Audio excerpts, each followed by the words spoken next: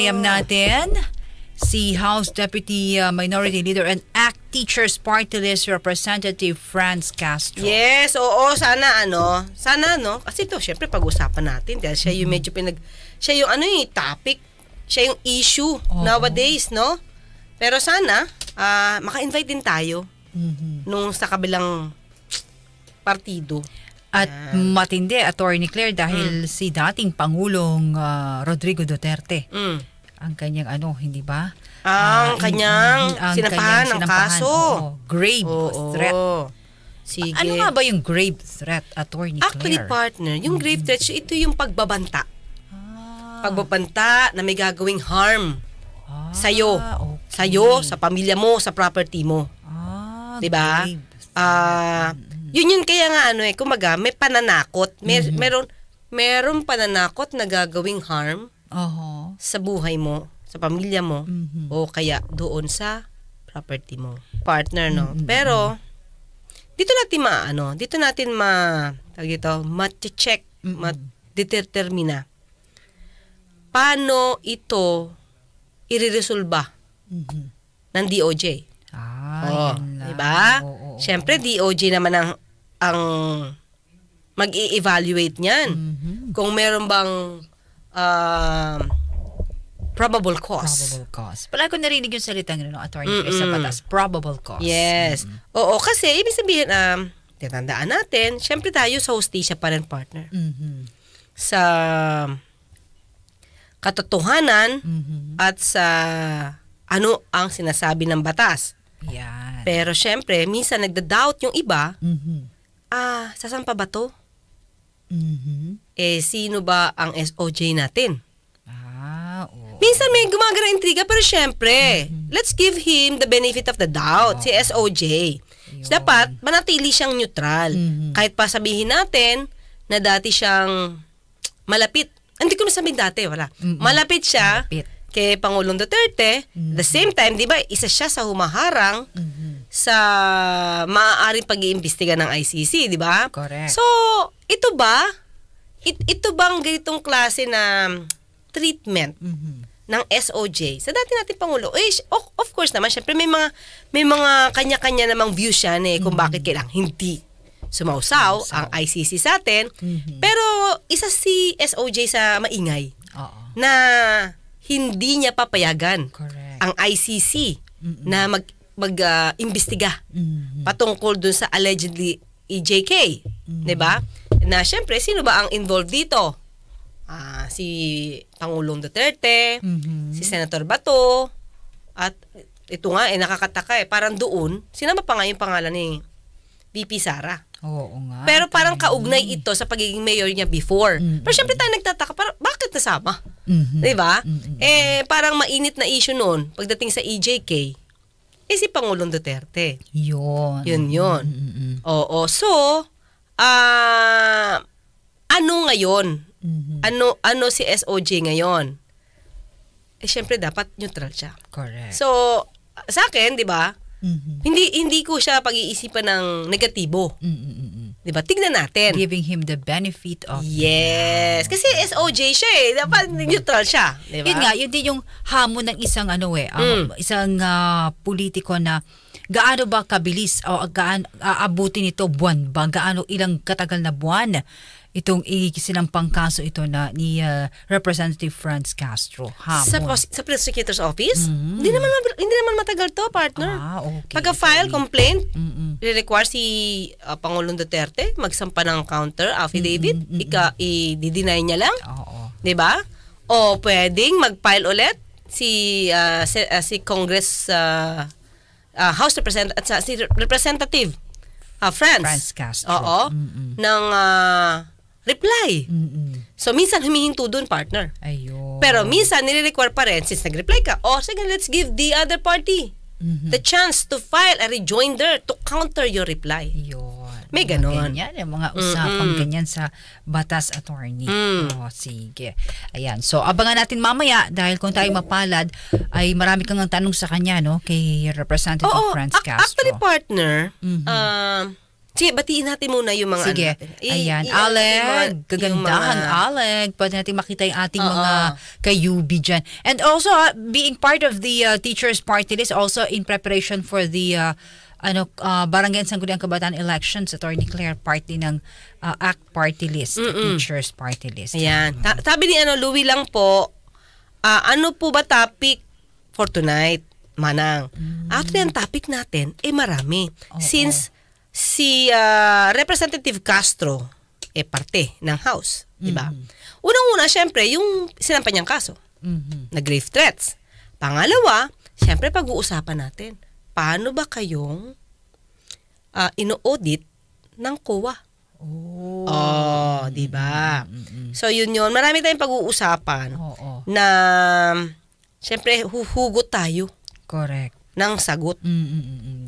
Sa itong talastasan na ito, wala tayong kakampiyan. In the first place, ito disclaimer hindi ko po kamag-anak. Si Representative Franz Castro. Kasi pareho kayong Castro no? Attorney Claire kasi minsan Castro. pag nagbo-vlog, ito di ba mga kayubi, nag-vlog ako. Syempre, tungkol sa interview. Tapos, hindi pa napapanood ibang viewers, partner. Nagko-comment na. Sabihin nila, kasi magkamag-anak yan. When in fact, doon sa vlog na yon, sa video na yon, partner, sinabi ko na sa umpisa pa lang, hindi kami magkamag-anak. Hindi pa nga kami nakikita ng personal. Diba? Dito lang, laging interview lang. Tapos biglang sasabihin ng mga nagko-comment, magkamag-anak kasi, ibig sabihin, hindi nila pinanood. Nagkomento lang sila. Nagka-apelido. So, yun. Pero hindi kayo magkapareho ng probinsya or... Hindi ko nga alam kung saan. Tanungin natin kung saan siya. Mamaya. Okay. So, may mga viewers na tayong kayubi from Hong Kong kanina. Si Dadadas, sabi ni Duterte, death wish lang yun. Safe na siguro siya. Sinong safe? Sige, sino daw? Si Dadada ba yan? Oo, si Dadada. Sino yung safe? Si Dadada. Okay. Safe ba si dating Pangulong Duterte sa kaso? O safe ang buhay ni ni Representative Franz? So ano doon? Sino yung safe? Diba? Kasi partner ganito. Siyempre nakinig tayo ng mga views ng bawat isa. Ang sabi kasi ng parte ni Representative Franz, alam niyang siya yun. Isa lang naman yung Franz na pinag-usapan natin.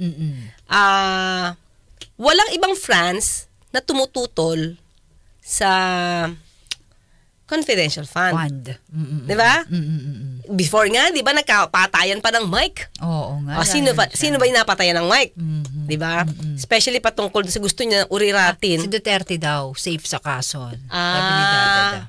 Well, okay, tignan natin kasi kanya-kanyang depensa yan Pagalingan ng lawyer yan. Correct. Ayokong sabihin pagalingan ng sinong kakilala. Dapat pagalingan ng talino pagdating sa batas.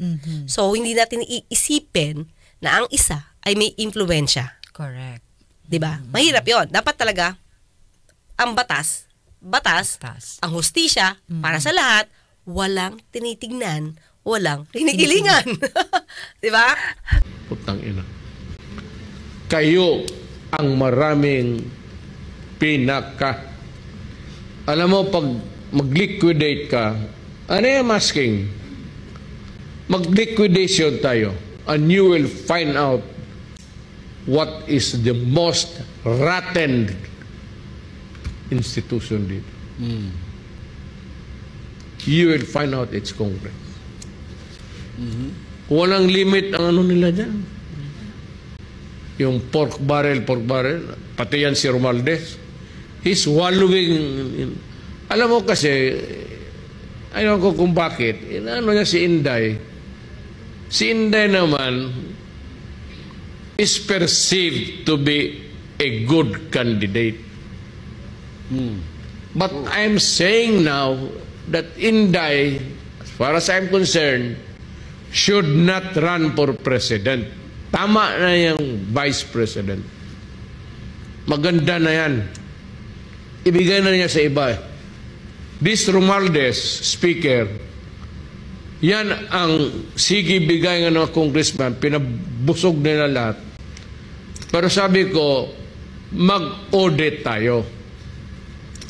because the speaker is poised to be or to run for president. Well and good. Gusto ko ikaw ang mapresidente. Kasi noon kaibigan kita, wala pa yan si Marcos, nakakampanya pa. May parang sinasabi ka na gusto mo. Sabi ko, okay. I was not thinking of my daughter. Perceive lang yan siya to be a good candidate. Pero tuluyan ko na, ikaw na, Romualdez. Pero maghingi ako ng audit.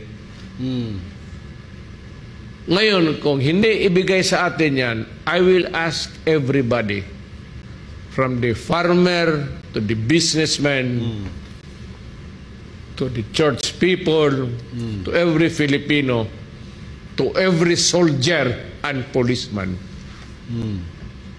that we all demand that we open the liquidation.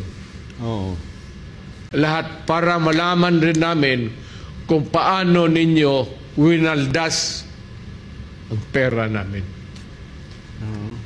Yung pera namin hindi man sa inyo. Just because you are the keeper of the na kayo ang mag-distribute, okay yan. Pero tignan ko yung how much have you spent so far. And I will demand the COA, because if the COA will not do it, then I am asking the Filipino, everybody, every soldier, every policeman, every farmer, to demand para malaman natin once and for all kung sino ang nagwawaldas ng pera sa Pilipinas.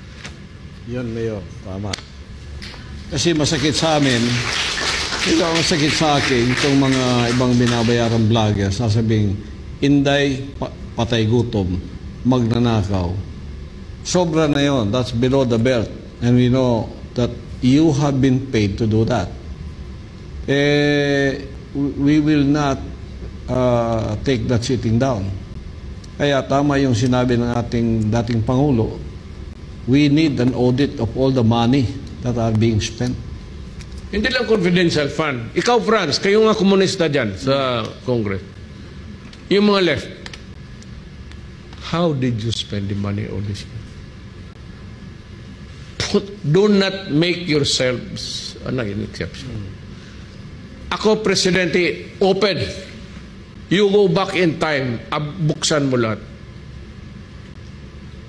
Mayor, ako, taga Davao, kilala mo ninyo ako. Gaganito makaganda ang Davao kung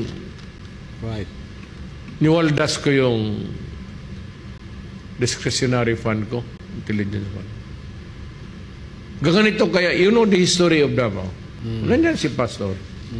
Kayo lahat, you're a living witness. Now maganda ang Davao. How did it came about? How did it flourish? Kinain ko yung intelligence fund. Ang intelligence fund, binili ko, pinapatay ko lahat. Kaya ganun ang Davao. Yung mga kasama ninyo, pinatigok ko talaga. Yun ang totoo. Ang gusto ninyong malaman,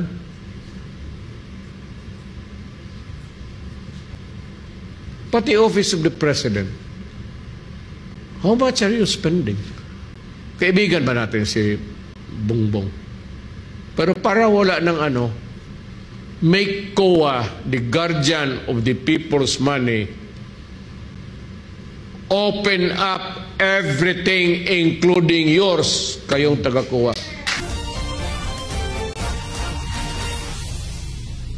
Pero ang una mong target sa intelligence fund mo, kayo, ikaw, Franz, kayong mga komunista ang gusto kong patayin. Sabihin mo na sa kanya. Kung titingnan mo kasi, kung napanood mo yung video niyan, ang unang pinatungkulan dyan is tungkol sa confidential funds. Yun nga attorney, nagkaroon ng issue Na parang si Pangulong Duterte siya yung, syempre, anak niya yun Siya yung parang nagtatanggol. Bakit kailangan ng confidential funds? Correct. Kasi kahit naman sa Davao, malaki. During the time na Pangulo si Pangulong Duterte, malaki talaga yung confidential funds ni VP Sara, Mayor Sara at that time. Pero wala naman nag-question. Diba? Sabi nga nila, para ito sa ikakatahimik ng Davao City. Correct. Kaya lang siyempre sabi nila, ba't ganun kalaki? Di i-account mo. Yun. Yes. So parang, siyempre, sanay sila sa malaking, partner, Tay Amik pala, parang 400 plus million kada taon. Tama ba? 460 million kada taon nung panahon ni Mayor Sara. Mayor pa siya. Kaya ngayon 125M na ibinigay sa kanya ni Pangulong Marcos, ni PBBM, maliit. As kumparado sa kung saan sa siya saan sa siya sanay. Laki diba? Kasi attorney, laki ng kaibahan Pero kasi tayo, from the outside, malaking dating. Pero di natin alam, paano ba niya ginagastos? Yun. Taon-taon. Baka maliit pa yun. Diba? Baka maliit pa yun sa kanya. Sa pagbibigay ng seguridad. Sa Davao City. Pero imagine mo, city lang yun Pero ganun kalaki. Laki Diba? Malaki. So, yun. Sabi ngayon, siyempre, may magtatanggol din naman. Pangulong Duterte. Unang-una na dyan. Siyempre, yung unang comment nito, galing kay Senator Bato. Yung dati pa, sabi niya, he doesn't mean murder naman. Diba? He doesn't mean murder. At kilala naman daw natin, si Pangulong Duterte kung paano magsalita. Kilala nating lahat. Yes. Mga Pilipino. Kilala natin din kung paano ba siyang umamin. 460M daw. Tama, di ba? 460M Di ba? 460M, yan. Sa Davao to. Davao lang to Instead sa educational and livelihood na punta and hospitalization, especially pandemic to tama? Maylin, no? Pandemic to, doon napunta sa confidential fund. So, yun. But anyway, kasi ito partner, nasabi ni Attorney Panelo, hindi naman daw si Representative Franz Castro yung pinapatungkulan nun. Nung ang gustong patayin. At the same time, ang sabi niya, may difference daw. Yung salitang, I want to kill you, saka I will kill you. Ano ba kaibahan ng I want to kill you and I will kill you? Actually, tinanong siya dyan. Sabi niya, kung may desire, kasi nga, I want to kill you, it's just a desire. Gusto ko lang pero, may desire ka na to kill So, what's the difference? What's the difference na I will kill you and I want to kill you? Diba? Pareho lang kill. Hindi nasagot yun Doon sa interview hindi ko naman sinabing hindi niya kaya sagutin. Pero hindi niya nasagot nung in-interview siya sa ANC. Okay. Si Atty. Sal Panelo. So, sabi niya nga, hindi daw pinatutungkulan to si Franz. Kasi yung word na Franz is like a general class of people who wants to destroy the state. So, yung word na pala na Franz, ang equivalent nun is general class of people who wants to destroy the country. So, pag sinabi natin, uy, Franz yan, hindi pa tungkol yung kay Franz Castro. Okay. Ang Franz na binabanggit daw is para a group of people who wants to kill, who wants to destroy the country. So, may bago na tayong terminology sa dictionary. Exactly. Yun yung kwento. At sinabi ni Atty. Sal Panelo. So, malalagay na ba natin sa dictionary natin pag sinabing France? Hindi si Franz Castro, hindi si Representative Franz Castro yun. This is in general. Ganon. Kasi ito pa, mga kayubi, pag inisa-isa mo kasi, ang salita ni Pangulong Duterte, dating Pangulo, sabi niya, ikaw, Franz, kayong mga komunista. Tama ba? Ang gusto kong patayin. So, I don't think na dapat mong ipapatay yung mga komunista, kung it's just an ideology, iba naman kasi na yung parang terorista. Yeah, iba naman. Iba yan, Iba yung Attorney Claire. Oo, marami pa rin, may mga bansa kasi na communist. Communism. Ang kanilang form of government. Diba? Tayo kasi democracy. Yeah, Communism, Pilipinas. democracy. So, diba?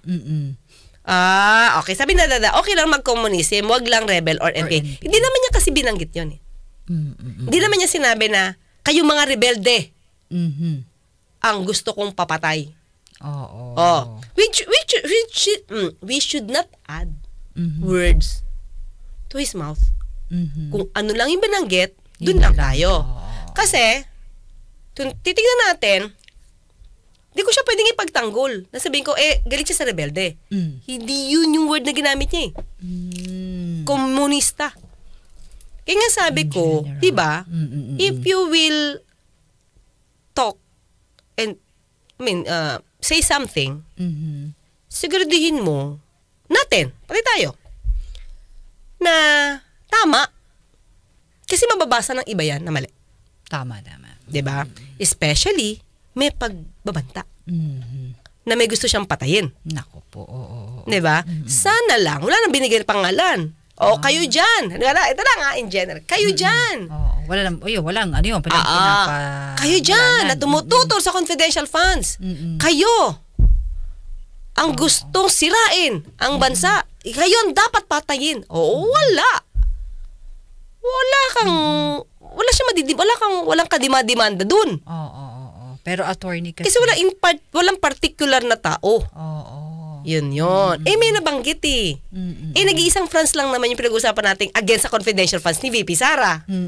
Diba? Pero syempre, depende na yan. Paano bang ipagtatanggol ng mga batikang lawyers ni President, dating Pangulong Duterte. Yung, itong kaso na to. Di ba, in-interview nga, tinanong daw si Attorney Harry Roque kung ano na. Sabi nga, tinulugan lang daw eh. Di easy peasy kay dating Pangulong Duterte. Diba? Yun. Dati pala daw siya laging sinasabi ng mga Duterte na kapag may ginawa silang masama, kasuhan sila. Bakit ngayon daw nakinasuhan sila, naatake naman nila yung biktima. Paalala yan ni Franz, ni Representative. Sige. Ang pinapaalala rin ni Representative Franz Castro na dati, palagi sinasabi ng mga Duterte na kapag may ginawa silang masama, kasuhan sila. So bakit daw ngayon daw, kinasuhan niya? Kinasuhan sila, inaatake naman nila yung biktima. Yan ang sabi. Syempre may mga partner, hindi natin maiiwasan na talagang meron namang mga kababayan natin na ang pagmamahal kay Pangulong Duterte, hindi yan matatawaran. No matter what. Loyal No matter what. Kahit anong gawing pag-amin ni Pangulong Duterte sa allegedly pagpatay niya, paghulog niya ng tao doon sa helicopter, kahit anong gawing pag-amin yan, yung mga may pagmamahal talaga sa kanya, partner, bibigyan niya ng ibang kahulugan. Correct. Diba? Ang sabi niyan, di patunayan mo. Diba? Ganun yan mga kayubi, diba? Why should I prove anything which is already admitted? Admitted na eh. I killed about 3 of them because there were 3 of them.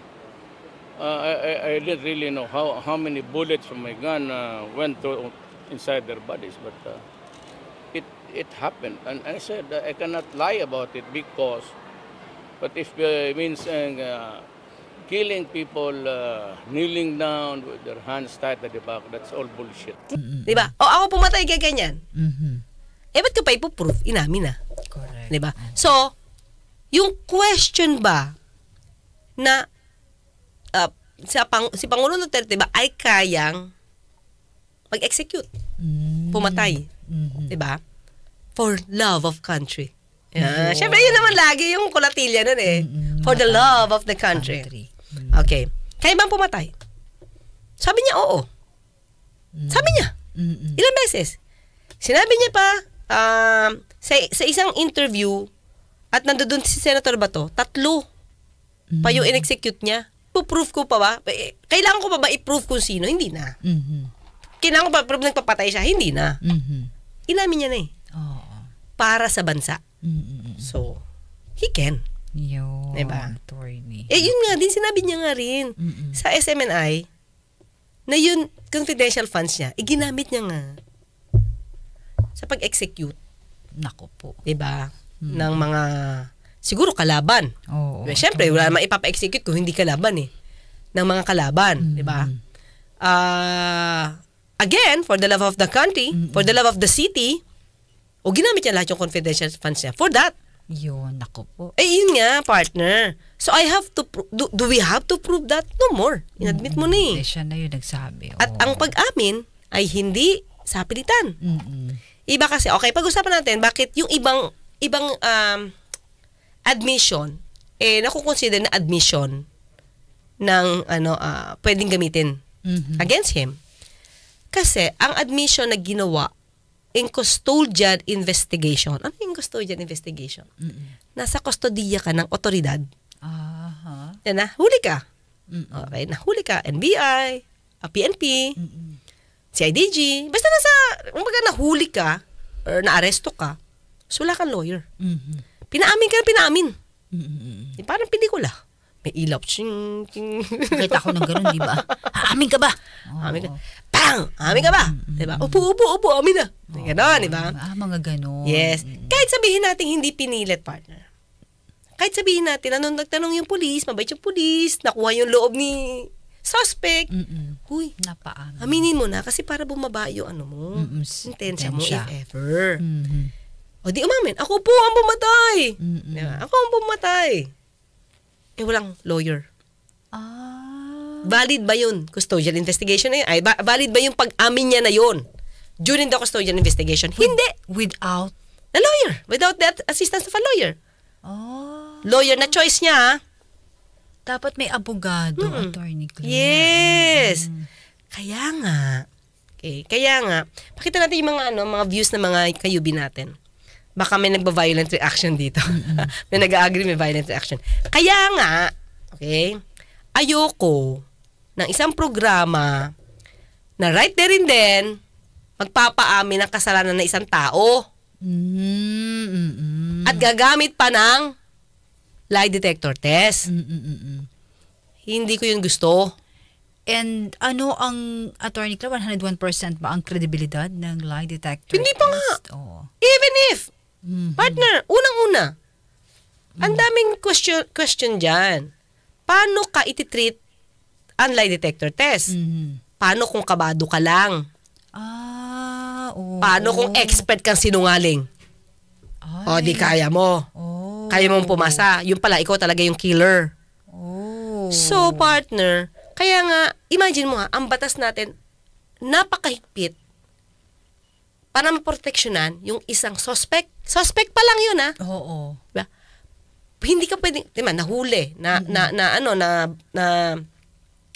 nagkaroon ng warrantless arrest. Diba? Biglang nahuli. Ano sabihin ng police? Miranda rights, diba? You have the right to remain silent, you have the right to get your counsel, so on and so forth. Diba? So, ibig sabihin, suspect ka pa lang. Protektado ka na. Bakit yung iba? Nagpapalay detector test pa. Na ang purpose lang naman, in aid of legislation. Bakit ko kakailanganin alamin yung tao kung guilty o hindi guilty sa isang kaso? When in fact, ang purpose ko lang is makagawa ng batas. Magsinungaling ka man o hindi ka magsinungaling. At least dapat alam ko, ang dapat kong gawing batas kasi may kakulangan pa pala. So, hindi ko purpose magpaamin kung itong resource person na to, guilty o hindi. Hindi yan ang purpose ng in aid of legislation. Diba? Kaya nga, maingat, partner, sa mga ganyan. So, yun lang. So, kaya. Tama. Ayan. Sabi ni Kuya Nick, attorney, tanong po if very open po si Pangulong Rodrigo Duterte sa mga confession niya daw po. Kaya istorya lang siya kasi po wala man lang sa kanyang nagpa-file ng kaso dito sa Pinas. Kasi dapat po merong na Yes, of course, 'di ba? Kahit naman alam natin na meron siyang pinapatay at inamin niya. Makakapag-file ba ang gobyerno against him? Of course not. Hindi natin alam eh. Kung sino. Oo. Dapat yung Kung sino yung nabiktima. Biktima. Oo. Okay. So, ang tanong natin, okay? Kung ini-interview siya, minsan partner eh, mga foreign correspondents, diba, nagtatanong sa kanya, walang kagatol-gatol. Yes, I did kill. So, wala man nag-file ng case, pero the mere fact na may inamin siya, alangan naman nagsisinungaling siya. Dalawa lang to mga kayubi. It's either pumatay siya talaga, o nagyayabang lang siya. Pwede dun alin sa diba? attorney. Pero hindi tayo pwede magsampa ng kaso sa kanya kahit sabihin niya, sinabi niya, inamin niya, kasi wala tayong personal knowledge. Pero the mere fact na may inamin siya, at Pangulong Duterte is Pangulong Duterte, hindi natin sasabihin sinungaling yan. Unless, sasabihin natin, lahat ng sinabi niya sinungaling. Definitely, hindi naman. So, when he said, he killed, for me, it's the truth. Kasi di ko pa naman napapatunayan sinungaling si Pangulong Duterte. Dalawa lang yan eh. Nagsasabi ba siya ng totoo? O nagyayabang lang siya?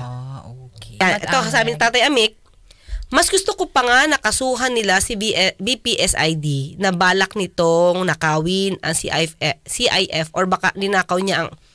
Wala naman yatang pagbibintang na ninakaw, Tatay Amik. Ang dating lang is hindi niya...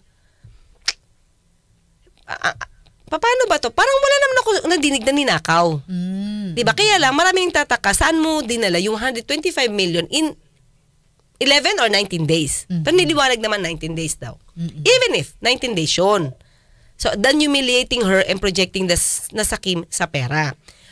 At Tatay Amik, actually, ito nga yun yung pinupoint ko. Kaya lang medyo, siguro hindi makita nung ibang mga maka-Duterte partner, yung point ko. Yung una itong diniscuss ha. Nung una ko itong diniscuss na nagkapatayan ng mic, sabi ko, how I wish, sana, kahit sinabi na tapos na, terminated na yung hearing, yung budget hearing sa House, sana, si VP Sara na, yung nag-volunteer. This is the way, this is what I did, this is what... Siya na nagsabi, attorney. Oo. Kasi nagkaroon din ng issue partner yung patay ng mic. Although sabi nga natin, proseso, yung procedure na terminated na, nag-motion na seconded, democracy tayo eh. Majority rules. Diba? Pero diba, yun ang analysis ko before paano nagkapatay ng mic. At ang involved din si Representative Franz Castro. Ang sabi ko, mas okay sana na niliwanag na siya na nagboluntaryo para hindi na ganito naging isip. Kasi kung ito pinoproject ng kalaban ni VP Sara, successful ang dating. Kasi lumaki yung issue. Diba? Yun nga sabi ko, di sana niliwanag na. Diba? Tapos, binanggit din to ni Senator Cheese. Anong sabi? Sa budget hearing din ng OVP. Pero sabi nga nila, ng Office of the Vice President, tag-report naman daw sila based dun sa guidelines. Pero para ang gusto ni Senator Cheese, sana ipaliwanag nyo sa tao. Kasi hindi naman lahat ng tao nakikita yung report. Correct. Na binibigay nyo sa tamang, kumaga kung kanino nyo dapat i-report. Yes. Sabi ni Angela Gonzaga. At magkarinigan tayo. Ako po sa Tony Claire Castro, nagpapalalang magtulugan ang inyong karapatan. Hanggang bukas alas 7:30 po hanggang alas 9 ng gabi dito pa rin sa programang Usapang Patas. Premium D3